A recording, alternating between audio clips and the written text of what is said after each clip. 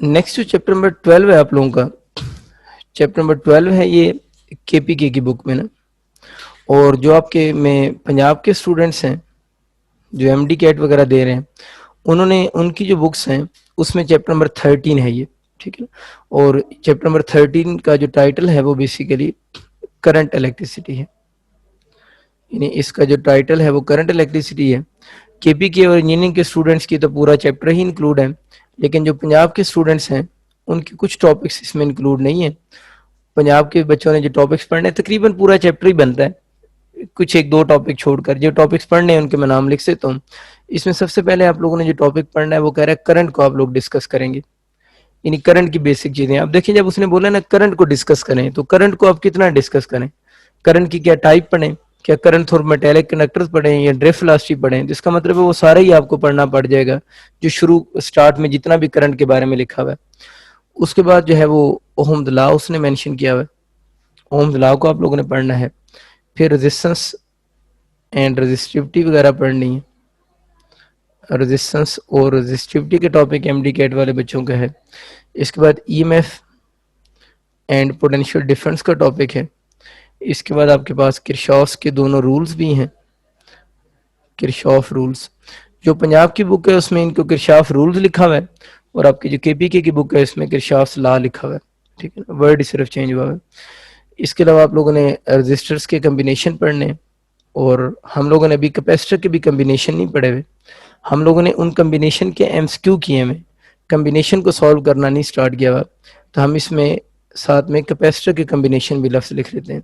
और एक नया टॉपिक जो लास्ट ईयर ऐड किया है एमडी कैट में, वो उन्होंने पोटेंशियोमीटर ऐड किया है।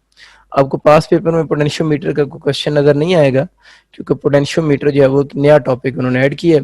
बाकी जो केपीके के स्टूडेंट्स हैं उनको तो पता है, उन्होंने कंप्लीट अपना चैप्टर ही प्रिपेयर करना है। चलें जी, अब हम स्टार्ट लेते हैं फिर इसका करंट से, कि करंट क्या चीज़ है।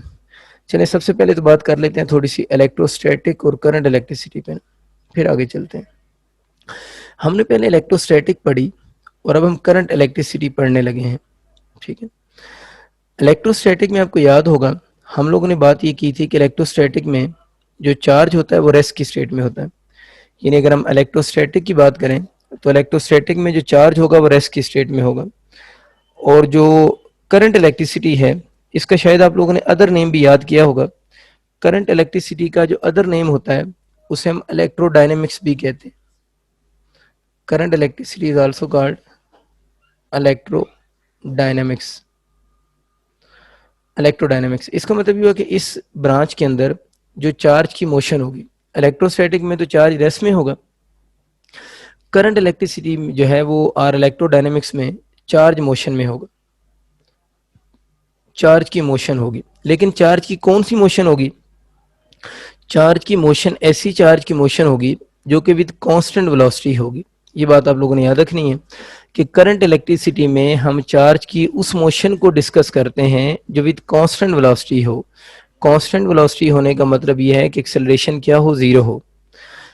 लेकिन अगर जो चार्ज है, जो चार्ज है वो आपके पास चार्ज की वेलोसिटी वेरिएबल वेलोसिटी हो जाए, वेरिएबल वेलोसिटी का मतलब ये है कि जो चार्ज है उसका acceleration not equal to zero हो जाए, तो फिर क्या करेंगे, क्योंकि चार्ज है तो मोशन में, इधर भी चार्ज मोशन में है, इधर भी चार्ज मोशन में है। लेकिन करंट इलेक्ट्रिसिटी में चार्ज की उस मोशन को स्टडी करेंगे जब चार्ज कांस्टेंट वेलोसिटी से मूव करेगा, यानी उसका एक्सेलरेशन जीरो होगा। लेकिन अगर चार्ज मूव ही कर रहा हो, यानी चार्ज जो है मूव लिख सकता हूँ, चार्ज मूव ही करे लेकिन वेरिएबल वेलोसिटी से मूव करे, तो फिर हम उसको स्टडी करते हैं इलेक्ट्रोमैग्नेटिज्म के अंदर। वो करंट इलेक्ट्रिसिटी नहीं है, वो इलेक्ट्रोमैग्नेटिज्म के अंदर हम उसको स्टडी करेंगे। तो इसका मतलब ये हो कि अगर चार्ज वेरिएबल वेलोसिटी से मूव कर रहा है तो वो वाला जो पोर्शन होगा वो करंट इलेक्ट्रिसिटी का पार्ट नहीं होगा, उसको हम फिर किस तरफ ले जाते हैं, इलेक्ट्रोमैग्नेटिज्म की तरफ ले जाते हैं। उसको हम लोग जो है वो अपने करंट इलेक्ट्रिसिटी वाले टॉपिक के साथ इंक्लूड नहीं करते, ठीक है। एक हमारा छोटा सा टॉपिक रह गया पीछे, वो बिल्कुल आम सी बातें हैं लेकिन मैं कर देता हूँ, इस तरह फिर माइंड से निकल जानी है पिछले यूनिट का। वो टॉपिक हमारा ये रहता है कि हम लोगों ने कंपेयर करना था, फिर इस करंट को पढ़ाता हूँ, वैसे मेरे माइंड से फिर निकल जाएगा। कंपेयर करें gravitation force and electric force को, कंपेयर करें gravitation force and electric force. वैसे इसके बारे में हम लोगों ने पहले थोड़ी बहुत बात की तो हुई है, लेकिन कंपैरिजन पे थोड़ी सी डिटेल बात भी कर लेते हैं ताकि टॉपिक का आपको आइडिया भी हो जाएगा। ये जो पंजाब के बच्चे हैं उनकी बुक में ये टॉपिक लिखा हुआ है, छोटा सा है लेकिन लिखा हुआ है ज़रूर है। कंपेयर करें gravitation force and electric force. Comparison में बस चार पांच बातें हैं, वो ऑलरेडी आपको याद भी हैं, मैं जल्दी से उनको रिवाइज करवाता हूँ। ग्रेविटेशन फोर्स और हम कंपेयर कर रहे हैं इलेक्ट्रिक फोर्स के साथ। ग्रेविटेशन फोर्स को जो कैलकुलेट किया था ना, ग्रेविटेशन फोर्स को कैलकुलेट किया था न्यूटन ने, और जो इलेक्ट्रिक फोर्स थी उसको कैलकुलेट किया था कूलम्ब ने।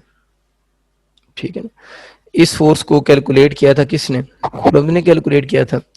जो ग्रेविटेशन फोर्स है ये भी बच्चों एक नेचुरल फोर्स है। नेचुरल फोर्स पता है ना, जिसका कॉज अननोन हो, और ये वाली जो फोर्स है ये भी नेचुरल फोर्स है। मतलब दोनों फोर्सेस के जो कॉज हैं अभी तक हमारे लिए अननोन कॉज है। ठीक है, दोनों के कॉज नहीं पता, दोनों अननोन है। जो ग्रेविटेशन फोर्स होती है ना, ये बिटवीन मासेस होती है। ग्रेविटेशन फोर्स बिटवीन मासेस होगी, और ये वाली जो होती है वो बिटवीन क्या होगी? इलेक्ट्रिक फोर्स बिटवीन चार्जेस होगी। ठीक है, ये बिटवीन मासेस है और ये बिटवीन चार्जेस होती है। जो इलेक्ट्रिक फोर्स होती है, सॉरी, जो ग्रेविटेशन फोर्स होती है वो ऑलवेज अट्रैक्टिव होती है, यानी ये वाली फोर्स ऑलवेज अट्रैक्टिव होगी। लेकिन ये वाली जो फोर्स है इलेक्ट्रिक फोर्स, वो अट्रैक्टिव भी हो सकती है एंड रिपल्सिव भी हो सकती है। इसको मैं एक्सप्लेन नहीं कर रहा, ठीक है। आपको पता है ना, अगर लाइक चार्जेस होंगे, अगर दोनों पॉजिटिव होंगे या फिर दोनों क्या होंगे, बल्कि दोनों अट्रैक्टिव तब होगी अगर एक पॉजिटिव होगा और एक नेगेटिव होगा तो अट्रैक्शन होगी ना। रिपल्सिव कब होगी? अगर दोनों लाइक चार्जेस होंगे, यानी अगर दोनों लाइक चार्जेस होंगे तो रिपल्शन, अगर दोनों अनलाइक चार्जेस होंगे तो अट्रैक्शन। तो ग्रेविटेशन फोर्स सिर्फ अट्रैक्टिव होती है। इलेक्ट्रिक फोर्स जो होती है वो अट्रैक्टिव भी हो सकती है और रिपल्सिव फोर्स भी हो सकती है। इन दोनों को सेंट्रल फोर्स कहते हैं, सेंट्रल फोर्स। और ये वाली जो फोर्स है इस फोर्स को भी सेंट्रल फोर्स कहते हैं। सेंट्रल फोर्स क्यों कहते हैं?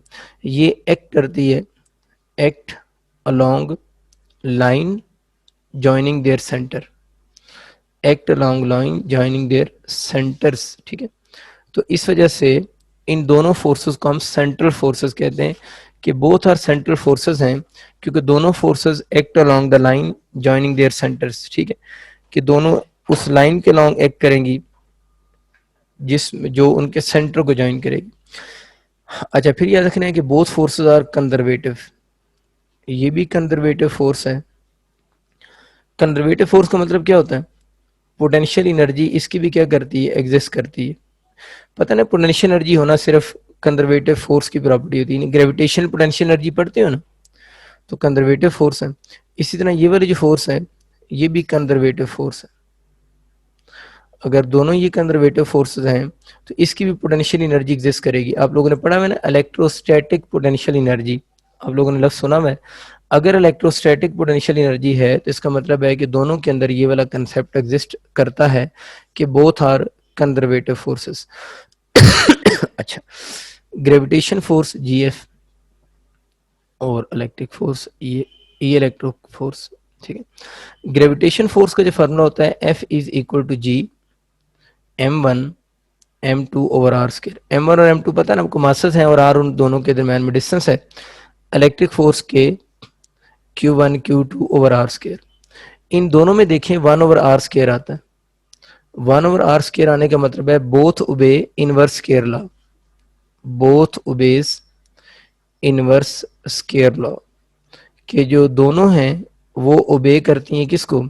इनवर्स स्क्वायर लॉ को ओबे करती हैं। ठीक है, अच्छा, दोनों इनवर्स स्क्वायर लॉ को ओबे करती हैं। इसका जो कांस्टेंट है जी, वो जो कांस्टेंट उसकी वैल्यू होती है 6.67 इंटू -11 न्यूटन मीटर स्क्वायर पर केजी स्क्वायर। इसका जो कांस्टेंट है उसको यूनिवर्सल कांस्टेंट कहते हैं। इसका जो कांस्टेंट है वो यूनिवर्सल कांस्टेंट है। यूनिवर्सल कांस्टेंट है और इंडिपेंडेंट कांस्टेंट है। इंडिपेंडेंट कांस्टेंट का मतलब ये है कि इस कांस्टेंट की वैल्यू किसी भी चीज पे डिपेंड नहीं करती, ये यूनिवर्सल कांस्टेंट है, इसकी वैल्यू किसी भी चीज पे डिपेंड नहीं करेगी। दूसरा बच्चों, इसका जो कांस्टेंट है वो के, इसको हम इलेक्ट्रोस्टैटिक और कूलम्स कांस्टेंट कहते हैं। बहुत लंबी होती जा रही है इस पे भी। इलेक्ट्रोस्टैटिक कांस्टेंट कहते हैं, या इसको हम लोग कूलम्स कांस्टेंट कहते हैं।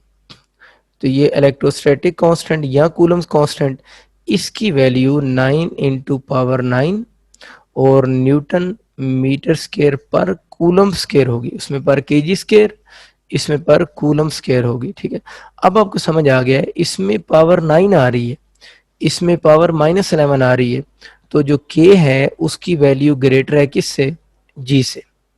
यानी कूलम कांस्टेंट की वैल्यू ग्रेविटेशन कांस्टेंट से ज्यादा होती है, लेकिन जो कूलम कांस्टेंट है वो डिपेंडेंट कांस्टेंट है, ये डिपेंडेंट कांस्टेंट है, और इसकी वैल्यू जो होती है, वैल्यू जो होगी वो डिपेंड करेगी ऑन नेचर ऑफ मीडियम।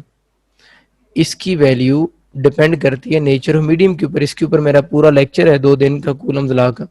तो इसकी जो वैल्यू होगी वो डिपेंड करेगी नेचर ऑफ मीडियम पे। तो के की वैल्यू ज्यादा होगी जी से, और के इंडिपेंडेंट कांस्टेंट, सॉरी जी इंडिपेंडेंट कांस्टेंट, और जो के है वो डिपेंडेंट कांस्टेंट है, उसकी वैल्यू डिपेंड करती है किस पे? नेचर ऑफ मीडियम पे जो है उसकी वैल्यू आप लोगों की डिपेंड कर रही होगी। एक तो ये बात याद रखनी है। दूसरी जो नेक्स्ट आप लोगों ने बात याद रखनी है, इसका मतलब ये हुआ कि जो कूलम फोर्स है ना, या इलेक्ट्रिक फोर्स होगी, वो स्ट्रांग होगी देन फोर्स ऑफ ग्रेविटेशन से। उसकी वजह सीधी सीधी आपको वो के कांस्टेंट की वैल्यू में बहुत बड़ा डिफरेंस है ना। लेकिन ये -11 पे बैठा हुआ है, ये +9 पे, कितना बड़ा फर्क है। इस वजह से इलेक्ट्रिक फोर्स ज्यादा होती है किससे? ग्रेविटेशन फोर्स से। एक और छोटी सी चीज याद रख लेनी है एक थ्योरी है जो आप लोगों ने लास्ट चैप्टर में न्यूक्लियर से पढ़ी थी, एक्सचेंज पार्टिकल थ्योरी। अगर उस एक्सचेंज पार्टिकल थ्योरी के अकॉर्डिंग बात करूं, तो ग्रेविटेशन फोर्स का जो एक्सचेंज पार्टिकल है ना, इन एक्सचेंज पार्टिकल आपसे पूछ सकता है ना, इन फोर्सेस के एक्सचेंज पार्टिकल कौन से होते हैं? तो जो ग्रेविटेशन फोर्स के नीचे लिख रहा हूँ, ग्रेविटेशन फोर्स का एक्सचेंज पार्टिकल को बोलते हैं ग्रेविटॉन। ये आपको याद होगा लास्ट चैप्टर में एक एक्सचेंज पार्टिकल थ्योरी थी, तो इसका एक्सचेंज पार्टिकल ग्रेविटॉन है। और जो इलेक्ट्रिक फोर्स है, इलेक्ट्रिक फोर्स का जो एक्सचेंज पार्टिकल होगा उसे फोटोन कहते हैं। वैसे तो जो फोटोन एक्सचेंज पार्टिकल है वो इलेक्ट्रोमैग्नेटिक फोर्स का है ना, लेकिन अगर आपका कभी एमसीक्यू आ जाता है इन दोनों का, ग्रेविटेशन फोर्स और इलेक्ट्रिक फोर्स का आ जाता है, तो फिर आप इलेक्ट्रिक फोर्स के ही एक्सचेंज पार्टिकल को फोटोन का नाम भी दे देंगे। तो ये चंद बेसिक सी बातें हैं जो आप लोगों ने याद रखनी है, ये ऑलरेडी आपको पता भी थी, लेकिन अगर इस तरह का कोई एमसीक्यू आ जाए तो अब आप उसको बहुत ईजिली जो है वो अटेम्प्ट कर सकते हैं। ये चीजें याद रखनी है। बाकी इन फोर्सेस की स्ट्रेंथ वगैरह जो होती है, इलेक्ट्रिक फोर्स की ग्रेविटेशन फोर्स का स्ट्रेंथ की कंपैरिजन जो था वो आपको याद होगा, मैंने कूलम्स लॉ के अंदर इलेक्ट्रॉन के लिए और प्रोटॉन के लिए आप लोगों को कैलकुलेट कर दिया था। तो उसी कंसेप्ट को आप लोगों ने देख लेना है, मतलब जो कंपैरिजन का कंसेप्ट है। तो शुरू करते हैं जी अपना चैप्टर खूबसूरत सा इलेक्ट्रिक करंट के बारे में। इलेक्ट्रिक करंट, आज तो मैं आपको इलेक्ट्रिक करंट की जो बातें बताऊंगा वो हम अपनी बुक के अकॉर्डिंग सादा सादा सी बातें आज करेंगे, लेकिन कल इंशाल्लाह और आज कुछ एक दो क्वेश्चन मैं थोड़े एडवांस लेवल के लूंगा। लेकिन कल जो कुछ हम टॉपिक्स पढ़ेंगे वो, मतलब टॉपिक्स तो खैर यही होंगे, लेकिन इसके कुछ एडवांस लेवल के क्वेश्चन को भी मैं आप लोगों के साथ शेयर करूंगा। इलेक्ट्रिक करंट को बहुत सिंपल वे से जो लोग हम डिफाइन कर रहे हैं, हम ये कहते हैं I equal to delta Q by delta T, हम कह देते हैं सिंपल, या क्यू बाई टी भी लोग लिखते हैं, delta Q by delta T भी लिख रहे होते हैं, जो भी आप लिख लें। अच्छा, ये इलेक्ट्रिक करंट होता है। और इलेक्ट्रिक करंट क्या होता है कि ये कोई वायर है ना, इसके साथ आप लोगों ने कोई पोटेंशियल डिफरेंस अप्लाई किया हुआ है इसके एंड पे, एक साइड इसका हाई पोटेंशियल है, एक तरफ लो पोटेंशियल है। तो इसके वायर के किसी भी क्रॉस सेक्शन में से, इस चीज को क्रॉस सेक्शन कहते हैं ना, वायर के किसी भी क्रॉस सेक्शन में से जितना नेट चार्ज पास कर रहा होगा, क्यों क्या चीज है, नेट चार्ज पास कर रहा होगा, उस नेट चार्ज वायर के किसी भी क्रॉस सेक्शन में जो पास करेगा, उसको अगर हम उसी टाइम से डिवाइड कर दें, तो जो फिजिकल क्वांटिटी आपके पास बनेगी वो इलेक्ट्रिक करंट होगी। तो इलेक्ट्रिक करंट को हम यूं ही डिफाइन कर रहे होते हैं कि net rate of flow of charge कहते हैं, net rate of flow of charge through any cross section of wire, through any cross section of wire, through any cross section of wire, ठीक है, कि वायर के किसी भी cross section में से जो नेट चार्ज पास करेगा ना, net rate of flow of charge, net word लाजमी लिखना है, इसकी बाद में इंपॉर्टेंस भी आपको समझ आएगी। ऑलरेडी एफएससी जिन्होंने मुझसे पढ़ी उनको आइडिया भी है कि net rate of flow of charge through any cross section of wire को हम क्या बोलते हैं, इलेक्ट्रिक करंट का नाम दे रहे होते हैं। अगर बच्चों हम इसकी यूनिट की थोड़ी सी बात कर लें तो चार्ज की यूनिट कूलम होती है, टाइम की यूनिट सेकंड होती है, तो कूलम पर सेकंड किसके इक्वल होगा, एम्पेयर के इक्वल होगा। ये साइंटिस्ट का नेम है तो सिंबल में ए कैपिटल आ जाएगा, तो एम्पेयर किसके इक्वल होगा, कूलम पर सेकंड होगा। यूएचएस में तो इवन ये वाला सवाल भी आया है कि एम्पेयर किसके इक्वल होता है, मेरे ख्याल उसने चार्ज शायद पूछा होता है, चार्ज किसके इक्वल होता है, तो एक ही बात है, एम्पेयर किसके इक्वल होगा, कूलम पर सेकंड होगा। तो यहाँ से अगर वो चार्ज पूछता है किसके इक्वल होगा, तो Q equal to I T होता है, तो कूलम किसके इक्वल होगा, एम्पेयर सेकंड की इक्वल होगा। तो इस तरह के बेसिक सी बातें भी आप लोगों से वो पूछ सकता है। अच्छा, ये तो आपको आइडिया हो गया थोड़ा सा कि ये चार जो करंट है उसकी यूनिट एम्पेयर होगी, और कूलम जो है वो तो आपको पता है, पहले हम लोगों ने पढ़ा था चार्ज की यूनिट है। मैंने आपको पहले लिखवाया भी था कि 1 कूलम जो चार्ज होता है, अगर पूछे ना 1 कूलम चार्ज में कितने इलेक्ट्रॉन्स होते हैं, तो 6.625 इंटू 10⁻18 इलेक्ट्रॉन होते हैं। अब आपसे एमसीक्यू में आ सकता है कि 1 कूलम में चार्ज इलेक्ट्रॉन बताएं, 2 कूलम में बताएं, तो ये अपना 5 कूलम तक याद कर लें इसको। मतलब आप लोगों ने जो 1 कूलम में तो याद किए हुए ना, आप लोगों ने 5 कूलम तक याद कर लेना है, क्योंकि आपसे 1 कूलम में नंबर ऑफ इलेक्ट्रॉन पूछ सकता है, 2 कूलम में 3 में, तो इसमें आप इसको 2 से मल्टीप्लाई कर दें, इसको बस एक दफा भी याद कर लीजिएगा। तो ये बन जाएगा 12.50 इंटू 10⁻18 इलेक्ट्रॉन होंगे। 3 कूलम की बात करेंगे तो 18.75 इंटू 10⁻18 इलेक्ट्रॉन होंगे। 4 कूलम की बात करूंगा तो 25 10⁻18 इलेक्ट्रॉन होंगे। इसी तरह अगर हम 5 कूलम की बात करेंगे तो 31.25 इंटू 10⁻18 इलेक्ट्रॉन होंगे। तो बच्चों आप लोगों ने सिर्फ 5 कूलम तक आप लोगों ने इसको मेमोराइज कर लेना है, बाकी ऑनवर्ड जो आएगा वो आप उसको मल्टीपल में लेके जा सकते हैं, लेकिन नॉर्मली वो 1 कूलम का ही पूछता है या 2, 3, 4 तक ही पूछेगा। तो आप लोगों ने इन डिजिट्स को एक दफा बस देख लेंगे ना, फिर जब पेपर में आएगा तो आपको इसको कैलकुलेट करने की जरूरत नहीं पड़ेगी, मतलब आप इसको बहुत इजीली फिर अटेम्प्ट कर लेंगे, ठीक है। अच्छा, नेक्स्ट और फर्दर बातें करते हैं। देखिए जो फार्मूला है ना, I is equal to Q by T, एक तो सीधे सीधे इसके सवाल आएंगे ना, आपको चार्ज गिवन होगा, आपको टाइम गिवन होगा, आप करंट बता लेंगे, ये आप खुद कर सकते हैं। इसी तरह ये जो क्यू के दूसरे क्वेश्चन आते हैं वो एन ई की फॉर्म में भी आते हैं। एन आपको पता है यहाँ पर नंबर ऑफ चार्ज कैरियर होते हैं ना, एन यहाँ पर शो करेगा नंबर ऑफ चार्ज कैरियर को। तो अगर आपको number of charge career given हो तो फिर भी आप इस फार्मूला से करंट कैलकुलेट कर सकते हैं। तो आई का फार्मूला क्या बन जाएगा, I is equal to N E by T हो जाएगा। इससे भी आप करंट कैलकुलेट कर सकते हैं।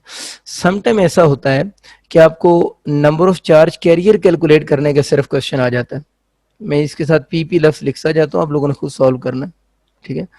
नंबर ऑफ चार्ज कैरियर का भी क्वेश्चन आ जाता है, तो उसका फॉर्मूला क्या बनेगा, I T divided by E होगा।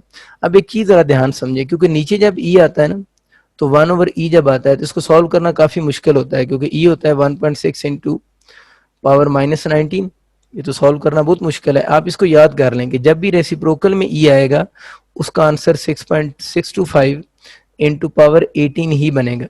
ये बात अपने पास नोट कर लीजिएगा कि आप जब क्वेश्चन कुछ सॉल्व करेंगे उसमें रेसिप्रोकल में ई आ रहा होगा, और बहुत सारे बच्चे कहते हैं कि कैलकुलेटर से ये सॉल्व नहीं होता, होता भी नहीं है, लेकिन ये जरूरी होता है इंटरेस्ट में कि बच्चे ने याद किया हो कि 1/this किसकी इक्वल होता है। तो इसका मतलब क्या होगा, अगर आपके पास इस सवाल की बात सिर्फ एग्जांपल ले लें, अगर number of charge carrier calculate करने का क्वेश्चन आ जाए, आपको करंट गिवन हो, टाइम गिवन हो, तो आप चार्ज कैरियर यहाँ पर बता सकते हैं ना। मैं ये कहना चाह रहा हूँ, सपोज करें आपका क्वेश्चन यूँ आ गया, ये एक वायर है, वो कहते हैं इस वायर के साथ आप लोगों ने बैटरी कनेक्ट की। मैं बैटरी में जब प्लस माइनस लिख देता हूँ ना बच्चों, इसका मतलब बैटरी कनेक्ट हो जाती है। वो कह रहे हैं कि वायर है उसके साथ मैंने बैटरी कनेक्ट की है, और उस वायर में से आपके पास 3 एम्पेयर करंट ने पास किया है 1 सेकंड के अंदर। मेटेलिक वायर कर लेते हैं, एक मेटेलिक वायर है और उस वायर में से 3 एम्पेयर करंट पास कर रहा है 1 सेकंड के अंदर। आप बताएं कितने चार्ज कैरियर पास कर गए हैं।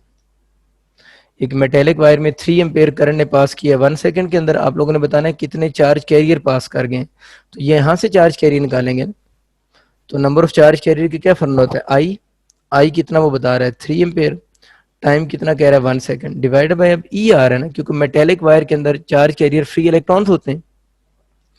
मेटेलिक वायर के अंदर जो चार्ज कैरियर होंगे वो तो बच्चे फ्री इलेक्ट्रॉन्स ही होंगे ना, तो नीचे ई लिखना है, तो 1.6 इंटू पावर माइनस 18, ठीक है। अब हमें पता है, सॉरी, पावर माइनस 19, अब हमें पता है कि 1 ओवर दिस नंबर का मतलब क्या होता है ना, तो अब इसको आप लिख सकते हैं 3 इंटू 1.6 इंटू पावर माइनस 19। तो बहुत इजीली फिर आप इसको अटेम्प्ट कर सकते हैं। अब आपको आइडिया हो चुका होगा कि अगर इस तरह के क्वेश्चन आ जाए तो आप उनको कैसे हैंडल करेंगे। फर्दर आप ये कर लें, इसके नीचे पॉइंट लगा लें, खत्म हो गया। 16 को 3 से मल्टीप्लाई करें तो कितना बन जाएगा 48 इंटू पावर माइनस 19। अभी नीचे पता ना 10 है, अभी आप लोगों ने सिर्फ अपने लिए कैलकुलेशन आसान करने के लिए किया ना। अब 10 को दोबारा अंदर अप्लाई कर दो तो 4.8 इंटू 10 स्क्वायर पावर माइनस 19 होगा, और उसकी कोई यूनिट नहीं होगी क्योंकि ये बेसिकली आप लोगों के पास चार्ज कैरियर कैलकुलेट हुए हैं।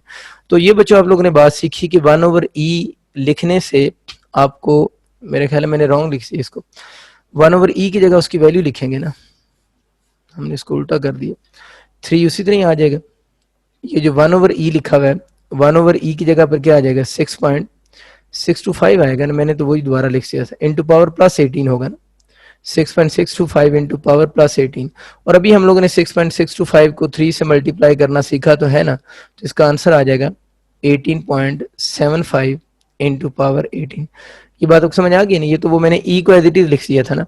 तो आपको कंसेप्ट क्लियर हो गया कि 1 ओवर ई की एप्लीकेशन से क्वेश्चन कितने आसान हो जाते हैं। अदरवाइज अगर हम इसको 1.6 लिख के सॉल्व करें हो तब भी जाता है, लेकिन थोड़ा सा मुश्किल हो जाता है, इस तरह ज्यादा इजी हो जाएगा। और आपको ये बात क्लियर होगी कि ये जो फार्मूला लिखा हुआ है, इस फार्मूले में करंट के क्वेश्चन भी आ सकते हैं और इसी फार्मूले से चार्ज कैरियर के क्वेश्चन भी आ सकते हैं। मैंने 1-2 दफा देखा है, बल्कि आपकी बुक में भी ये क्वेश्चन इस तरह का है कि वो ये जो फार्मूला लिखा है N is equal to I T by E, इसमें एन बाई टी अगर हम बात करें ना, तो एन बाई टी किसके इक्वल हो जाता है, आई बाई ई हो जाता है। तो N by T find out करने के भी क्वेश्चन आते हैं, वो कहते हैं calculate number of charge carrier, calculate करने होते हैं number of charge carrier per unit time, per second कह देता है या पर यूनिट टाइम कह देता है ना। तो समटाइम ये भी कहता है कि number of charge career find out करें पर सेकंड, तो उसका मतलब ये होगा आई बाई ई, सीधा सीधा फार्मूला होगा। आई करंट है, ई क्या है चार्ज है, ई आपको पता चल गया, उसको 6.25 इंटू पावर 18 ऊपर जाके बन जाता है। तो number of charge carrier per unit time भी आप कैलकुलेट कर सकते हैं। ये ध्यान से पढ़ लेना है, क्योंकि कभी question number of charge career का आता है, उसमें टाइम दूसरी तरफ मल्टीप्लाई करके आंसर लिखना होता है। ये तो 1 सेकंड था तो फर्क नहीं पड़ता ना, लेकिन अगर आपके पास नंबर ऑफ चार्ज कैरियर पर सेकंड या पर यूनिट टाइम पूछे तो टी इस तरफ आएगा, तो इस चीज को आप लोगों ने सॉल्व करना है वहां पर। तो उम्मीद है अब आप लोगों से ये चीज हो जाएगी। एक आधा मैं क्वेश्चन भी लिख सकता हूँ, चलिए आपको थोड़ा सा आइडिया हो जाएगी इसके वर्डिंग के क्वेश्चन किस तरह के आएंगे। अगर सपोज करें आपका क्वेश्चन आ गया है कि 1 इंटू 10⁻7 जो है ना वो इलेक्ट्रॉन्स हैं, 1 into 10⁻7 electron past through a conductor, past through a conductor, ठीक है। 1 इंटू 10⁻7 इलेक्ट्रॉन जो है pass through a conductor in 1 micro second, in 1 micro second में उन्होंने पास की है। The current in micro Ampere's, the current in micro ampere through the conductor, the current in micro ampere through the conductor is, ये आप लोगों ने बताना। इसके मैं ऑप्शन लिखता हूँ क्योंकि इसमें जो आप गलती कर सकते हैं ना वो ऑप्शन की वजह से गलती करते हैं, क्योंकि सवाल तो ये बहुत आसान सा है। तो इसके अगर हम ऑप्शन लिखें तो कुछ यूं बन जाएंगे 1.6 into power minus 6, B option है 1.6 इंटू 10 की पावर 0, और 1.6 इंटू 10 की पावर -1 लिख लें, या आप चाहे डेल्टा नानो सीरीज लिख लें। अच्छा अब इसको सॉल्व करते हैं। ये आपको क्या गिवन है 1 इंटू 10⁻7, ये एन गिवन है, असल में number of charge career given है। ये जनाब बच्चों आपको टाइम गिवन है, उसने करंट पूछा हुआ है तो बहुत आसान है, I equal to N E by T हो जाएगा। एन कितना है जनाब 1 इंटू 10⁻7, ये आपको याद है 1.6 इंटू पावर -19। अब ऊपर ही है ना, कहीं वो दोबारा ना लिख से ना, ऊपर आ रहा है तो आप लोगों ने वही एज इट इज लिखेंगे ना। टाइम कितना 1 माइक्रो सेकंड, 1 इंटू पावर -6, इस बच्चे पावर्स को इकट्ठा कर लें, 1.6 ये वाला हो गया, 1 1 है बाकी, तो मसला ही हल हो गया। -19 +7, ये -6 ऊपर जाकर +6 हो गया, ठीक है। अब बच्चों अगर मैं इसको और इकट्ठा करता हूँ तो 6 + 7 13, 13 में से 19 को माइनस करेंगे तो 1.6 इंटू पावर -6 हो जाएगा। अब जब बच्चे ये क्वेश्चन सॉल्व करते हैं तो बच्चे जल्दी से ऑप्शन ए चूज कर लेते हैं। उनको लगता है कि इस क्वेश्चन का आंसर 1.6 इंटू पावर -6 होगा। ये रॉन्ग है। इसका आंसर 1.6 इंटू पावर -6 नहीं है। क्यों नहीं है? क्योंकि क्वेश्चन में उसे लिखा हुआ है कि current in micro ampere find out करें। तो इस तरह के जो बहुत बेसिक क्वेश्चन होते हैं उसमें इस तरह का ट्विस्ट जरूर होता है। ये जो करंट आप लोगों ने कैलकुलेट किया सब कुछ सिस्टम इंटरनेशनल में, ये तो अम्पेयर में आ गया। उसने तो बोला हुआ है कि आप करंट को माइक्रो अम्पेयर में लिखें, तो 10⁻⁶ को अगर हम लिखेंगे तो माइक्रो अम्पेयर तो ये बनेगा ना। तो हमारा आंसर होना चाहिए 1.6 होना चाहिए, क्योंकि इधर तो यूनिट लिखी नहीं हुई, उसने क्वेश्चन के अंदर यूनिट लिखी हुई कि आंसर को माइक्रो अम्पेयर में बताना है। तो जो आपका आंसर 1.6 होगा वो ठीक होगा, क्योंकि वो साथ में माइक्रो एम्पेयर आ रहा है ऑलरेडी, ठीक है। इस -6 को माइक्रो लिख से, इसलिए इसका correct option beta option correct होगा। तो एक ये छोटा सा कंसेप्ट याद रखना है कि जो बहुत ज्यादा बेसिक क्वेश्चन होते हैं उन क्वेश्चन में इस तरह की ट्विस्ट आने के कभी कभार चांसेस होते हैं। तो यूनिट्स वगैरह को आप लोगों ने बच्चों बड़े ध्यान से पढ़ लेना है। एक और क्वेश्चन जो केपीके में अक्सर मैंने देखा है, वो ये क्वेश्चन देते हैं कि एक इलेक्ट्रॉन है, वो किसी शेल में कह लें या किसी सर्कुलर ऑर्बिट में कह लें। इलेक्ट्रॉन किसी सर्कुलर ऑर्बिट में मूव कर रहा है। Electron move in a circular orbit. Electron किसी सर्कुलर ऑर्बिट में मूव कर रहा है, तो पूछता है इसका करंट कितना होगा। तो आई इज इक्वल टू क्या फॉर्मूला होता है, Q/T होता है। तो इलेक्ट्रॉन का जो चार्ज होता है उसको तो हम ई लिख सकते हैं ना, यानी इसका वन सर्कुलर ऑर्बिट में ज्यादातर करंट पूछता है ना, कि वन सर्कुलर ऑर्बिट में कितना करंट होगा। तो ये 1/T जो होगा, इसको हम क्या लिख सकते हैं, फ्रीक्वेंसी भी तो लिख सकते हैं। एफ इसकी सिंबल होती है, लेकिन वहां पर ज्यादातर जब एमसीक्यू आता है तो फ्रीक्वेंसी की ये म्यू वाली सिंबल लिखी होती है। तो अगर आ जाए ना, इलेक्ट्रॉन किसी सर्कुलर ऑर्बिट में मूव कर रहा है, तो आप लोगों ने उसका करंट बताएं कितना होगा। तो उसका जो करंट होगा आई इक्वल टू Q/T के फार्मूले से सॉल्व करें तो ई इंटू म्यू लिखा हुआ आ जाता है। तो समझ आ गया, ई इंटू म्यू क्यू तो किधर से आ गया, क्यू को उसने ई लिख दिया, 1/T को उसने फ्रीक्वेंसी कर दी है। क्योंकि हम वन ऑर्बिट का बताते हैं, एक ऑर्बिट में करंट कितना होगा ना भी मेंशन हो तो एक ही ऑर्बिट का बताना होता है, ठीक है। तो वो एफ होता है, ये फ्रीक्वेंसी, ये टाइम पीरियड बन जाएगा ना। फिर वन ऑर्बिट का जो टाइम होगा वो टाइम पीरियड कंसीडर होगा, तो reciprocal of time period frequency होता है। लेकिन ये वाली सिंबल एफ की वो यूज नहीं करते, एफ की एमसीक्यू में ये वाली सिंबल यूज हुई होती है। तो अगर पूछे ना इलेक्ट्रॉन एक सर्कुलर ऑर्बिट में मूव कर रहा है, तो वन सर्कुलर ऑर्बिट में उसका करंट कितना होगा, या सिंपल सर्कुलर ऑर्बिट में उसका करंट कितना होगा। वन वैसे वर्ड मैंने कभी पढ़ा नहीं, लिखा हुआ, समझाने के लिए वन बोल रहा हूँ कि असल में ये फ्रीक्वेंसी तभी लिखी जाती है जब नीचे टाइम पीरियड हो। तो ये अंडरस्टूड सी बात है कि फिर नीचे वन सर्कुलर ऑर्बिट की ही वो बात कर रहा होगा, तो इसका हम ई म्यू लिख सकते हैं, ठीक है। अच्छा बच्चों, दो क्वेश्चन थोड़े से हम एडवांस लेवल के ले लेते हैं, फिर वापस आ जाते हैं मतलब करंट की तरफ ना। अच्छा, ये जो भी क्वेश्चंस की मैं बात करूंगा ये आप लोगों ने अपने नम्स वगैरह के लिए याद रखने हैं। देखिए हमारी बुक में जो करंट का कंसेप्ट है वो तो सीधा सीधा कंसेप्ट है कि हम आई इक्वल टू क्या लिख रहे होते हैं, Q/T लिख रहे होते हैं, मतलब डायरेक्ट लिख लेते हैं। इसके साथ और भी करंट के क्वेश्चन आ सकते हैं, वो मैं एक दो आपको करवाता हूँ तो आपको अच्छा आइडिया हो जाएगा। एक क्वेश्चन आते हैं एवरेज करंट के। एवरेज करंट क्या होता है कि the ratio of total charge to the total time, total total लिख सुनो, टोटल पंप वाला नहीं, दूसरा टोटल है। The ratio of total charge to the total time is called average current. एक और करंट भी होता है जिसको हम बोलते हैं इंस्टेंटेनियस करंट। इंस्टेंटेनियस करंट कि the current at a particular instant of time is called, कौन सा करंट, इंस्टेंटेनियस करंट। उसमें limit delta T approaches to zero और delta Q by delta T हम इसको लिख रहे होते हैं। कुछ लोग इसको यूं लिखने की बजाय ना लिमिट शिमिट इसको यूं भी लिख देते हैं, D Q by D T भी लिख देते हैं। यानी सिंपल, वैसे डी का मतलब तकरीबन डेल्टा ही होता है, लेकिन जब डी लिख देना तो फिर आपको लिमिट ना भी लगाएं तो बात एक ही होती है। तो ये दो करंट होते हैं, एक इंस्टेंटेनियस करंट हो गया, एक एवरेज करंट हो गया, और एक जो करंट हम ऑलरेडी पढ़ रहे हैं वो वाला आप लोगों का करंट होगा, ठीक है। एक तो ये बात थोड़ी सी याद रखनी है। अच्छा, एक सवाल लेते हैं छोटा सा। इस क्वेश्चन के एक पार्ट का आपके पेपर में आने के चांसेस कम है, एक पार्ट के चांसेस ज्यादा हैं। दोनों में, एमडी कैट में भी और ईटा में भी, नम्स में इसके दोनों पार्ट आपके आ सकते हैं। क्वेश्चन कुछ यूं है, इफ क्यू इक्वल टू, अगर आपका क्यू जो है वो इक्वल टू हो जाए T² + 4T + 5, ये चार्ज आपको गिवन है और क्वेश्चन उसका ये है कि फाइंड करें आई इंस्टेंटेनियस एट T = 3 सेकेंड्स। ये मैंने बताया था ना कि इंस्टेंटेनियस करंट किसी पर्टिकुलर इंस्टेंट पे होता है, वो कह रहा है आई इंस्टेंटेनियस बताएं एट 3 सेकंड्स, एंड एक और लिख लें आई एवरेज बताएं फ्रॉम 0 to 2 सेकंड। ये क्वेश्चन है कि आप लोगों ने इंस्टेंटेनियस करंट भी बताना है और आप लोगों ने एवरेज करंट भी बताना है 0 to 2 सेकंड्स। इंस्टेंटेनियस आपको समझ आ गया ना? इंस्टेंटेनियस होता है बच्चों किसी भी पर्टिकुलर इंस्टेंट पे, और एवरेज देखें ना पूछा हुआ है 0 to 2 सेकंड, यानी टोटल आप लोगों ने इसके दौरान एवरेज करंट बताना है। एवरेज करंट के आने के चांसेस हर यूनिवर्सिटी में रहते हैं, इंस्टेंटेनियस थोड़े कम चांसेस होते हैं आने के। हम पहले इंस्टेंटेनियस की बात करते हैं। तो देखो बच्चों, इंस्टेंटेनियस करंट को आप यूं लिखें तो मुझे बड़ी खुशी होगी। आप इसको यूं लिखें D by D T Q, ये वाला है ना, इसको आप यूं लिखते हैं क्यू की जगह पर टी स्क्वायर प्लस 4t+5। अब मेरा ये ख्याल है कि मैं आपको सिखा चुका हूँ मेडिकल वाले बच्चों को कि डेरिवेटिव्स कैसे लेते हैं। तो आप लोगों ने इस इक्वेशन को डिफरेंशिएट करना है विद रिस्पेक्ट टू टाइम। जो इनको भूल चुका हुआ है उन पे आफरीन है।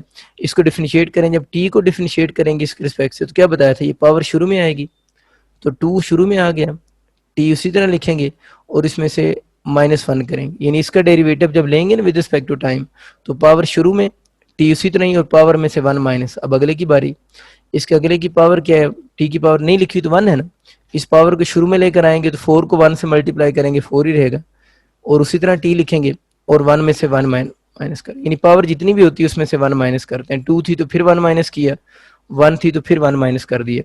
अब रहेगी बात इस कांस्टेंट की, तो कांस्टेंट का डेरिवेटिव हमेशा 0 होता है।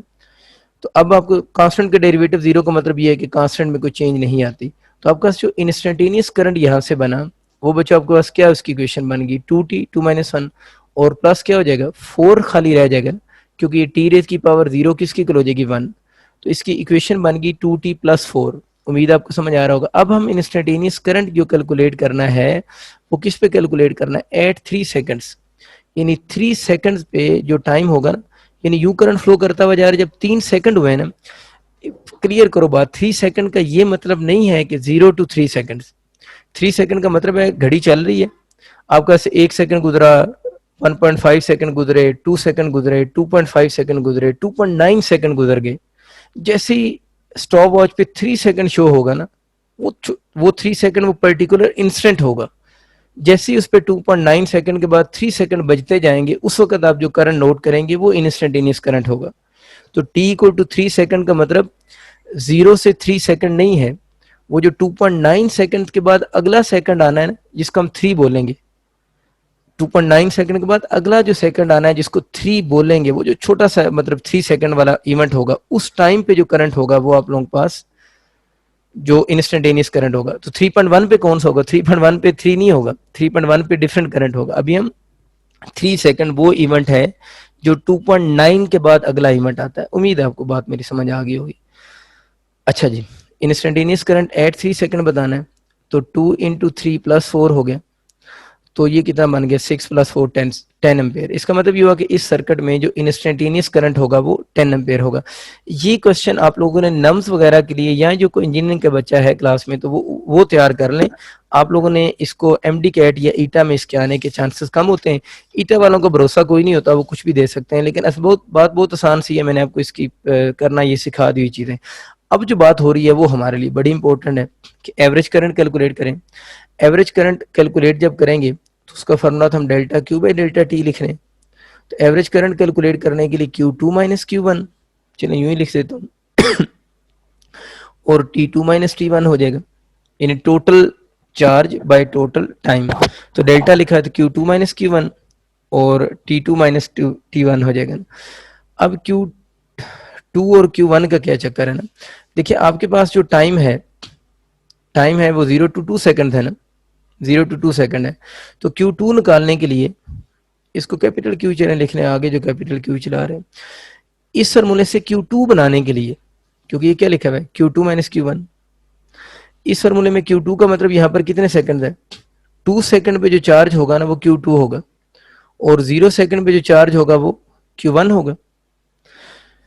Q2 माइनस Q1 मतलब जो भी आपको टाइम यहाँ गिवन है ना, इंटरवल, जो भी इंटरवल गिवन है, जो एंड वाला टाइम होगा उस पर चार्ज Q2 होगा। 2 को 2 सेकंड ना समझे, अगर ये सवाल आ जाता कि आई एवरेज बताएं फ्रॉम 0 to 10 सेकंड होता, तो वो जो 10 था वो 2 होना था और जो शुरू वाला था वो 1 होना था। ये आपको क्वेश्चन आ जाता आई एवरेज बताएं फ्रॉम 5 to 7 सेकंड्स, 5 to 7, तो 7 क्या होता Q2 और 5 होता Q1। ये बात आपको समझ आ गई कि Q2 और Q1 का मतलब क्या। अब Q2 और Q1 बनाने कैसे हैं, वो बनाने का तरीका ये होता है कि ये जो आपको ऊपर चार्ज की इक्वेशन गिवन है ना, यानी सबसे ऊपर उसने जो चार्ज की इक्वेशन बच्चों लिखी है, चार्ज की इक्वेशन में दोबारा लिख देता हूँ, T square plus 4t plus 5।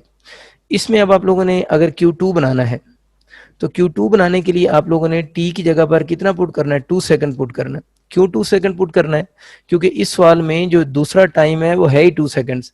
अगर यहाँ पर 0 to 10 सेकंड होता तो Q2 बनाने के लिए t की जगह पर मैं बचूंगड़ो 10 सेकंड पुट करता। इसको खिचड़ी ना बना देना, बात बहुत आसान सी है। अच्छा अब मुझे जल्दी से बताओ ना जरा, इस t की जगह 2 पुट करो, 2 का स्केयर लिख दो ना 4, 2 का स्केयर 4 हो गया, प्लस समझ आ रही है आपको, ठीक है ना। टी की जगह 2 लिखना है, इधर 2 पुट किया, 4 2 दार क्या हो गया 8 प्लस 5। अब 5 को 0 ना कर देना, अब तो टी की वैल्यू सिर्फ पुट कर रहे हो, ये कितना हो गया 17 कूलम। अब Q1 निकालना है, Q1 निकालने के लिए ऊपर वाली इक्वेशन में t इक्वल टू 0 पुट करोगे, क्योंकि टाइम 0 to 2 सेकंड है ना, तो Q1 निकालने के लिए आप लोगों ने t को 0 पुट कर दी, ये भी 0 हो गया, ये भी 0 हो गया, तो क्या बच गया, सिर्फ 5 कूलम बच गया ना। वापस आ जाए फार्मूले की तरफ, फार्मूला क्या था, इधर ही आ जाते हैं। Q2 माइनस Q1 था, तो Q2 कितना बना 17 कूलम माइनस Q1 कितना बना 5 divided by T2 minus T1। Final time कितना था 2, इनिशियल टाइम कितना था 0। तो ये बच्चों आपका कितना आंसर बन गया 12/2 हो गया। तो कितना एम्पेयर आ गया 6 एम्पेयर आंसर आ गया। तो उम्मीद है आपको ये जो मैंने भी आपको कंसेप्ट जो सिखाया है आप बड़े आराम से इजीली इसको सीख चुके होंगे। और ये बहुत मुश्किल बात नहीं है, लेकिन थोड़ी सी जो बातें हैं हमारे कोर्स जो कंटेंट हमें पढ़ाया जाता है उससे थोड़ी सी चेंज है। तो उम्मीद है आप लोगों ने इस कंसेप्ट को भी अपने माइंड में रखना है कि अगर किसी यूनिवर्सिटी में वो एवरेज करंट का वर्ड यूज़ करे और ऊपर जो इक्वेशन की मैंने उस तरह की इक्वेशन दे दे, तो फिर आप लोगों ने घबराना नहीं है, उसको सॉल्व कर लेना है। अच्छा करंट की बात हो रही है तो करंट की और भी बात करते हैं। जब सिंपल करंट वर्ड यूज होता है उसका मतलब डायरेक्ट करंट ही होता है, यानी जब इलेक्ट्रिक करंट वर्ड बोलते हैं ना तो उसका मतलब हम डायरेक्ट करंट ही लेते हैं। जो डायरेक्ट करंट है वो बेसिकली स्केलर क्वांटिटी है, जो डायरेक्ट करंट है वो स्केलर क्वांटिटी है। और डायरेक्ट करंट जो होता है उसकी आपको पता है ना कि क्या चीज उसके पास होती है, डायरेक्ट करंट के पास मैग्नीट्यूड भी होती है और इसकी डायरेक्शन भी होती है। जो डायरेक्ट करंट है उसकी मैग्नीट्यूड भी होती है और उसकी डायरेक्शन भी होती है। डायरेक्शन हो तो चीजें वेक्टर होती हैं, लेकिन direct current still scalar quantity है। उसकी वजह यह है कि इसकी मैग्नीट्यूड भी है, इसके पास डायरेक्शन भी है। लेकिन जो डायरेक्ट करंट है उसका प्रॉब्लम ये होता है डज नॉट फॉलो, ओबे कह लें फॉलो कह लें, does not follow laws of vector addition. कि ये जो करंट होता है ये लॉज ऑफ वेक्टर एडिशन को ओबे नहीं करता। लॉज ऑफ वेक्टर एडिशन कौन सा, हेड टू टेल रूल जो होता है ना, वैसे उसको हम लॉ भी कहते हैं, हेड टू टेल लॉ भी बोलते हैं उसे, या पैरेललोग्राम लॉ है या ट्राइंगल लॉ है। तो जो करंट होता है वो डज नॉट ओबे या डज नॉट फॉलो या ओबे लॉज ऑफ वेक्टर एडिशन, इस वजह से ये स्केलर है। तो अगर पूछे ना इलेक्ट्रिक करंट क्या है तो वो स्केलर है। और इलेक्ट्रिक करंट सिंपल वर्ड जब यूज होता है तो उसका मतलब वो डायरेक्ट करंट होता है। अच्छा अगर ऑप्शन में स्केलर भी लिखा हुआ हो और ऑप्शन में टेंसर भी लिखा हुआ हो तो आप लोगों ने प्रेफर टेंसर को करना है। अगर स्केलर ऑप्शन में भी हो टेंसर भी लिखा हुआ हो तो हम इस प्रेफर टेंसर को करेंगे। टेंसर क्या होते हैं इस पे भी हम बात नहीं करेंगे, टेंसर पे बात थोड़ी लंबी बात है, मतलब इवन हम ग्रेजुएशन बीएससी करते हुए भी टेंसर पे बहुत कम बात करते हैं। अब बस याद रख लें कि अगर स्केलर ऑप्शन भी हो टेंसर भी हो, दोनों नहीं हो सकते। हाँ दोनों होंगे तो ज़ाहिर है अगर हो जाते हैं किसी एमसीक्यू में तो टेंसर को प्रेफर करना है। लेकिन अगर टेंसर ऑप्शन में हो ही ना तो फिर आप लोगों ने प्रेफर किसको करना है, स्केलर को। ये दो चीजों के बारे में याद रखना है। प्रेशर का भी ये चक्कर होता है, प्रेशर को हम तो स्केलर मानते हैं, तो प्रेशर भी आप लोगों ने ऑप्शन स्केलर कब चूज करना है, जब टेंसर ऑप्शन में ना हो। लेकिन अगर टेंसर हो तो फिर बेहतर यह है कि आप टेंसर चूज करेंगे बजाय किसके, स्केलर के। ठीक होगी बात, टेंसर पे मैंने बात नहीं की, लंबी बातें हैं, आप सिर्फ याद रख सकते हैं कि स्केलर की बजाय अगर टेंसर नजर आ जाए तो इसको चूज कर लेना है। किस किस के लिए, इलेक्ट्रिक करंट के लिए भी और प्रेशर के लिए भी। प्रेशर को भी हम स्केलर कहते हैं, आपको याद होगा, लेकिन प्रेशर भी बेसिकली स्केलर से ज़्यादा प्रेफरेंस हम उसको टेंसर को ही देंगे। मैं थोड़ा सा इसको समझा भी देता हूँ, अक्सर बच्चे कहते हैं कि लॉज ऑफ वेक्टर एडिशन को सर कैसे ओबे नहीं करता। देखिए एक बात समझें, ये सपोज करें इस वायर में से करंट आ रहा है 3 एम्पेयर, इस वायर में से जो करंट आ रहा है वो 2 एम्पेयर आ रहा है। ये दोनों वायर इस जगह पर आकर कंबाइन हुई हैं और इन दोनों वायर के दरमियान में जो एंगल है वो 60 डिग्री है। 3 एम्पेयर 2 एम्पेयर करंट, अब इस वायर में कितना करंट होगा अगर मैं आपसे पूछूं, तो आप तो ये बोलोगे किरचॉफ करंट रूल आपको याद है ना, 3 एम्पेयर 2 एम्पेयर, तो ये तो कितना हो गया 5 एम्पेयर हो गया। इसका मतलब ये हुआ कि मैंने जो करंट है ना electric current, simple current word बोल रहा हूँ तो वही इलेक्ट्रिक करंट होगा। इलेक्ट्रिक करंट जो होगा ई लिख देता हूँ, इलेक्ट्रिक करंट जो होता है वो ऐड हुआ है like scalar quantity. Electric current add हुआ है लाइक स्केलर क्वांटिटी की तरह, वो तो ऐड हो गया। अब टेंसर को ना माइंड में बिठा के बैठ जाना, बस वो एक इन्फॉर्मेशन थी जो याद करवानी थी, तो आप इसको स्केलर ही समझिए कि इलेक्ट्रिक करंट जो होता है वो ऐड हो जाएगा लाइक स्केलर क्वांटिटी। स्केलर कितना ऐड हुआ है ना कि 3 + 2 5 एम्पेयर। हालांकि अगर ये वेक्टर होता तो 3 एम्पेयर और 2 एम्पेयर में एंगल कितने डिग्री है, 60 डिग्री नहीं है। तो जब हम इसको सॉल्व करते तो हम प्रॉपर फार्मूला लिखते ना कि इन दोनों के दरम्यान में 60 डिग्री एंगल रख के लिखते ए का स्क्वायर प्लस बी का स्क्वायर प्लस 2ab cos 60। ए की जगह 3 एम्पेयर होता, बी की जगह 2 एम्पेयर होता, cos 60 से मैं सॉल्व करता ना। लेकिन आपको पता है हम लोगों ने कभी इस एंगल पे गौर किए, हम तो आने वाले करंट को सीधा सीधा ऐड कर देते हैं जस्ट लाइक कौन सा स्केलर्स। या और एग्जांपल देता हूँ छोटी सी, देखिए हम यूं सपोज करें करंट आ रहा है, इधर से करंट 1 एम्पेयर आ रहा है और इधर से करंट 2 एम्पेयर आ रहा है, इन दोनों में एंगल 90 डिग्री है।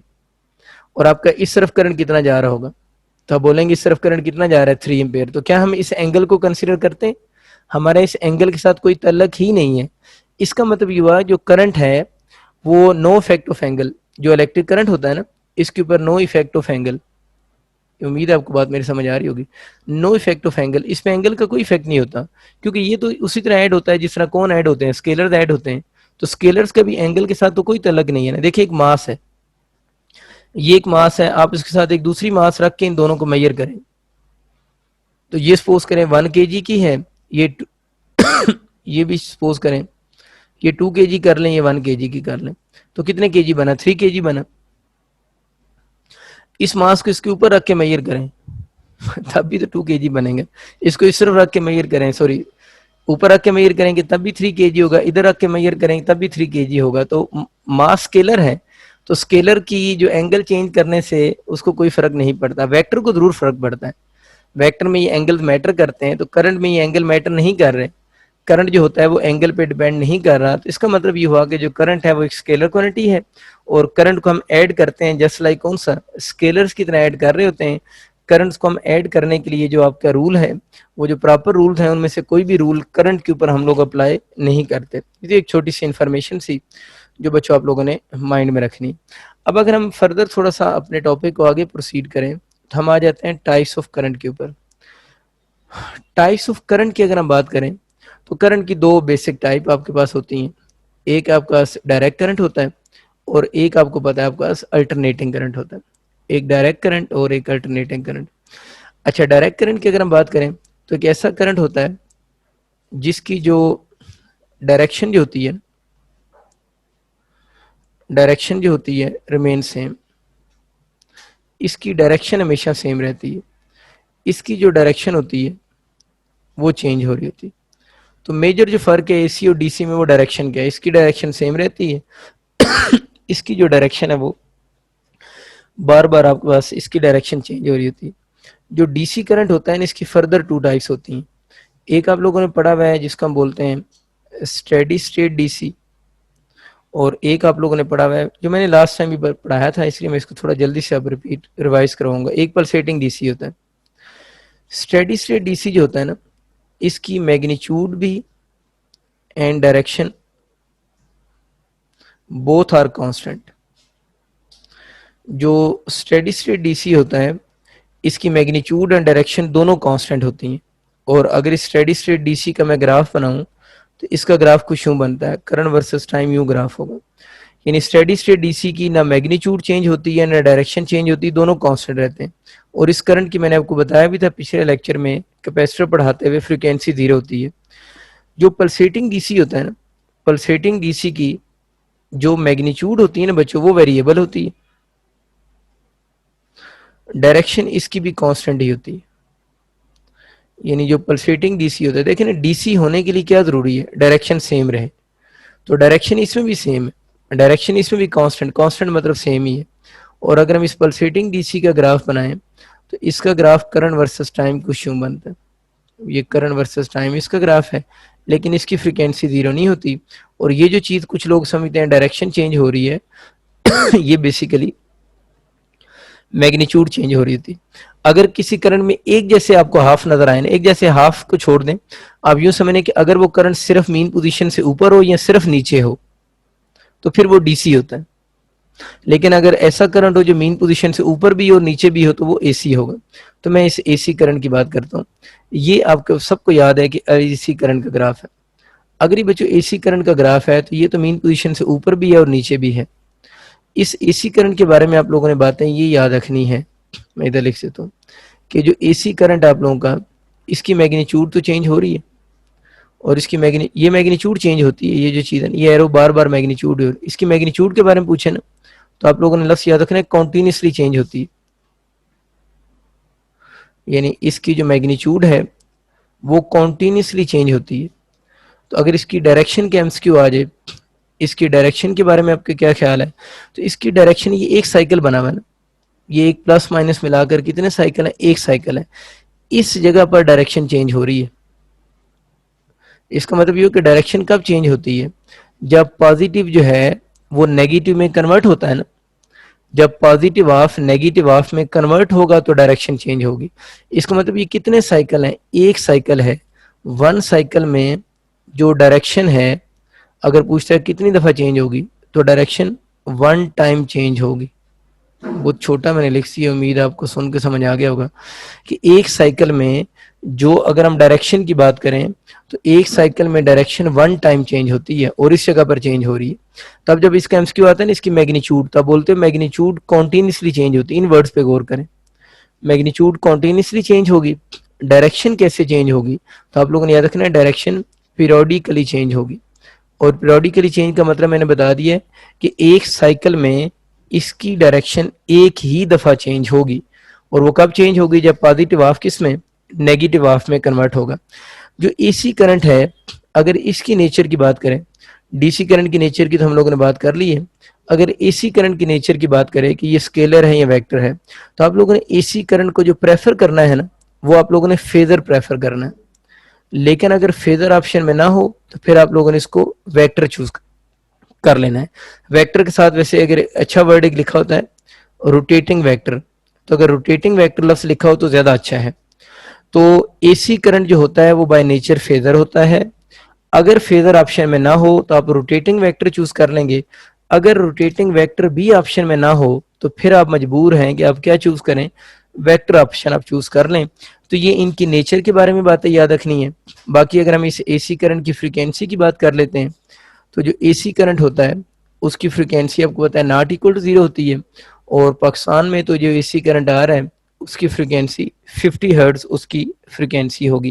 तो ये चंद छोटी छोटी इंफॉर्मेटिव सी बातें हैं, ये भी बच्चों आप लोगों ने याद रखनी। ये तो टाइप्स ऑफ करंट थी। अब अगर हम करंट की दो और टाइप्स भी बनाते हैं, वो बेसिकली होती हैं डायरेक्शन की बेस पे ना, यानी असल में उनको डायरेक्शन ऑफ करंट भी बोलते हैं। अच्छा, कभी कभार एमसीक्यू आता है, अब तो मैंने खैर 8-9 सालों से पिछलों से नहीं देखा हुआ, पहले वैसे बड़ा एमसीक्यू आता होता था कि which of the following are the type of current. तो उसमें ये बात बहुत ध्यान सुननी, which of the following is the type of current. तो आप चूज करते थे AC and DC are types of current.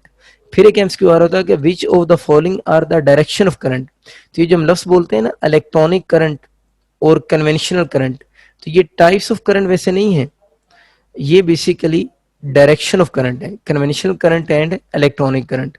तो ये अब तो बड़े साल हो गए मैंने एमसीक्यू किसी यूनिवर्सिटी में नहीं देखा, लेकिन पहले ये बहुत कॉमन एमसीक्यू हुआ करता था कि इनमें से टाइप्स ऑफ करंट कौन सी हैं और डायरेक्शन ऑफ करंट कौन सी हैं। तो ये बच्चों अब आप लोगों ने याद भी रखना है कि टाइप्स ऑफ करंट ऑप्शन में आ जाए तो एसी और डीसी लिखना है। हम इनको वैसे नॉर्मली बोलते हैं एफएससी में भी कि ये टाइप्स ऑफ मतलब करंट ही हैं, लेकिन ये टाइप्स नहीं इनको बोलना चाहिए, ये बेसिकली दोनों डायरेक्शन ऑफ करंट है। तो अगर एमसीक्यू कभी आ जाए इनमें टाइप कौन सी है और डायरेक्शन ऑफ करंट कौन सी है, तो वो आप लोगों ने थोड़ा सा याद भी रखना है उसको। अच्छा जी, बात करते हैं कन्वेंशनल करंट क्या चीज़ है। हम कहते हैं एक ऐसा करंट है which is due to motion of positive charge carriers, which is due to motion of positive charge carriers. अब इस पॉजिटिव चार्ज कैरियर का मतलब जो होता है ना, वो प्रोटॉन नहीं होता। मतलब अक्सर बच्चे इस पॉजिटिव चार्ज कैरियर को प्रोटॉन समझ लेते हैं, तो मैंने आपको समझाने के लिए लिख दिया है नॉट प्रोटॉन। तो अगर आ जाता है ना कन्वेंशनल करंट में कौन से चार्ज कैरियर मूव करते हैं, तो हम कहते हैं पॉजिटिव चार्ज कैरियर मूव करते हैं, जो कि प्रोटॉन नहीं होते। प्रोटॉन करंट में नहीं चल सकता। उसकी वजह ये होती है कि अगर किसी मटेरियल में करंट फ्लो कर रहा है, किसी मटेरियल में करंट फ्लो कर रहा है कन्वेंशनल करंट, तो इसका मतलब उसके प्रोटॉन मूव कर रहे हैं। प्रोटॉन मूव करने का मतलब तो क्या है कि वो मटेरियल का न्यूक्लियस जो है वो भी मेल्ट हो चुका हुआ है। ऐसा तो नहीं होता कि मतलब उस मटेरियल का न्यूक्लियस भी मेल्ट हो जाए ना। तो यहाँ पर पॉजिटिव चार्ज का मतलब प्रोटॉन नहीं है, ये बात याद रखनी है। ये आपका एमसीक्यू थ्योरी में बनकर आएगा कि कन्वेंशनल करंट के लिए कौन सा ऑप्शन इनकरेक्ट है। तो लिखा होगा conventional current is due to the motion of proton. तो इसमें हम प्रोटॉन को नहीं लेते क्योंकि प्रोटॉन न्यूक्लियर फिजिक्स है, वो थोड़ी सी उसके कंसेप्ट चेंज है। अच्छा, इलेक्ट्रॉनिक करंट जो होता है वो, ये बहुत लाजमी याद रखिएगा, अक्सर बच्चे इसको मिक्स करते हैं। Due to motion of negative charges, electronic current is due to motion of negative charges, वो नेगेटिव चार्जेस की वजह से। और ये वाला जो करंट की डायरेक्शन है ये पॉजिटिव चार्जेस की वजह से। अगर मैं एक सिंपल सा सर्किट बनाऊं, मैं ये सपोज करें एक सर्किट है जिसमें एक रजिस्टर लगा हुआ है, ये बैटरी का पॉजिटिव टर्मिनल, ये negative terminal and so on.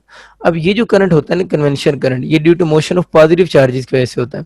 तो सपोज कर लें यहाँ पर कोई पॉजिटिव चार्ज कैरियर है, तो उसने किधर जाना है, पॉजिटिव टर्मिनल से टुवर्ड्स किधर जाना है, नेगेटिव की तरफ।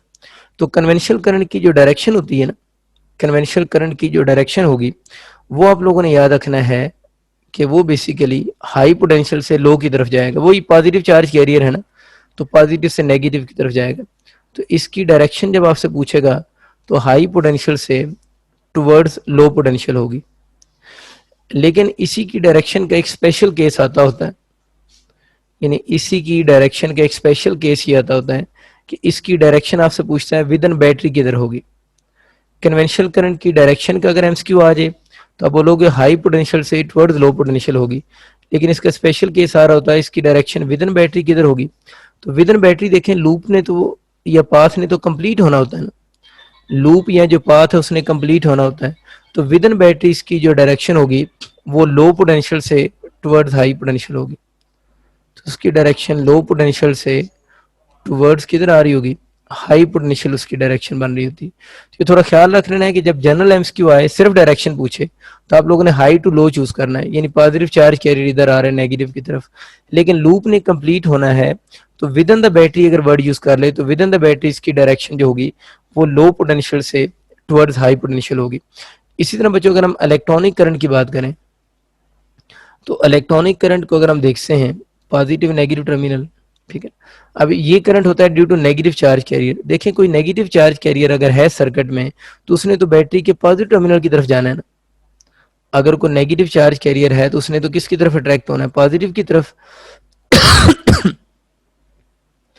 तो इस करंट की डायरेक्शन का अगर क्वेश्चन आ जाए कि इस करंट की डायरेक्शन क्या होगी, तो आप लोगों ने याद रखना है इस करंट की डायरेक्शन जो होगी वो लो पोटेंशियल से टुवर्ड्स हाई पोटेंशियल होगी। यानी इस करंट की अगर हम डायरेक्शन की बात करें तो वो लो पोटेंशियल से टुवर्ड्स हाई पोटेंशियल होगी। लेकिन इसकी भी अगर बात की, ये देखें लो से टुवर्ड्स हाई है, वैसे ये लो टुवर्ड्स हाई है जो पहले मैं डायरेक्शन लिख रहा हूँ ना, ये डायरेक्शन होती है एक्सटर्नल सर्किट में। इसके लिए एक और वर्ड भी यूज करते हैं, एक्सटर्नल सर्किट भी। लेकिन ना भी यूज करें, जनरल बात भी पूछें तो आप लोगों ने करंट की जो डायरेक्शन बतानी होती है वो एक्सटर्नल सर्किट में ही बतानी होती है। तो low potential to towards high होगी। लेकिन अगर हम इसकी बात करते हैं विद इन द बैटरी इसकी डायरेक्शन क्या होगी, तो विद इन द बैटरी इसकी जो डायरेक्शन होगी वो आप लोग देख लें जरा। इस करंट ने यहाँ से आके लूप कंप्लीट करनी है ना, तो इसकी डायरेक्शन जो बनेगी वो हाई पोटेंशियल से टुवर्ड्स लो पोटेंशियल होगी। यानी हाई पोटेंशियल से टुवर्ड्स लो पोटेंशियल इसकी डायरेक्शन होगी विद इन द बैटरी। बस अब यहाँ तक इन चीज़ों को देख लें, बाकी इंशाल्लाह फिर हम नेक्स्ट लेक्चर में देखेंगे।